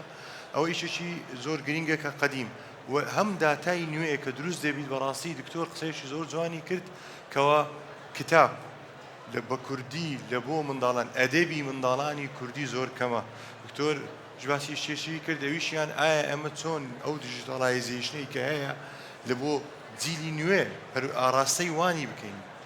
بەوانەوە قسە بکەین کەواتە ئیشە ئەساسیەکەمان ئێستا نەک مۆدێڵ وەکو جەنابەت باسکت NLLB هەیە ئەوەیە کە فەیسبوک دروستی کردووە تۆ داتایەکی زۆر باشت هەبێت NLLB بینە لەسەری ترین بکە ڕەن دەبێت ئەو ترینە چەند وەقتی دەوێت چەند پارەی دەوێت شتێکی زۆر زۆر بەسیتە لە چاو ئەوەی کە پێویستت بە داتایە ئەو جە داتای کۆن و داتای کە نوێیەکە دێ ئەو تەوەری یەکەم بوو ئەو تەمان کە دەرێم داتا هەموو شتێک دەگرێتەوە دەنگە و ڕەنگە و نووسینە و ڕسمە و هەمووی دووەم تەوەرە ئەویشیان بەکارهێنانی AI وەکو مامۆستا ئەوە لەوانەیە لە بۆ شوێنێک کە تەڵەبەیەک تێنەگات قوتابیەک لە شوێنێک تێنەگا شتێکی زۆر زۆر گرینگە بەڵام ئەمە لەگەڵ یەک دوو قوتابی خۆم لە زانکۆ هەستاین بە چەند ئەوەیەک چکەمیشمان داتانالیسیسە ئەو جە بەشێک لەو داتایی کە خڕمان کۆمان کردەوە لەسەر ئۆتیزم بوو ئەو منداڵانەی کە تووشی ئۆتیزم دەبن دەرەجەیەکی ئۆتیزم سببەکەی نە سکرینە نە جێنێتیک ئاخۆی ژینێتیک هەموو شتێک جێنێتیکە گەروا بێت بەژم و قسەکردن و ڕەنگم و چۆن دەنگم دەردەسێت هەمووی جێنێتیکە بەس دەرەجەیەک کارکتەرستیک لە پاش جێنێتیک بریتێ لە ئینتەراکشن هیومەن ئینتەراکشن چەند تەعامل لەگەل بە شەرشکە دەکات چۆن تەعامل لەگەڵ بە شەرشکە دەکات هەبوونی مامۆستا ئەوە زۆر گرنگە لەبەرچی هەبوونی مامۆستا بریتێ لەو ئینتەراکشنە چونکە ئەمە سۆشیال کریەچەرین ئەمە بوونەوەرێکین سۆشیاڵایز دەژین ئەمن سەد ئاپ و نازانم ئەی و چیم لە پێش دابنەی لە پێش منداڵێک دابنەی سەد دانە لەوە ئەوەی ناگرێتەوە کە مامۆستایەک پێ بێت وا بڵێت ئەیان ئەوەی گوتت غەڵەت بوو وا ڕاست دەبێتەوە زۆر سپاس زۆر سپاس دکتۆر محەدین محەممەد خانی زۆر سپاس دکتۆر کاوە شێروانی پرۆفیسۆر دکتۆر عادل علی حوسێن پرۆفیسۆری هاریکار هەروە دکتۆر پۆڵا عەبدولحەمید فەتاح زۆر سپاس مادوم کردن.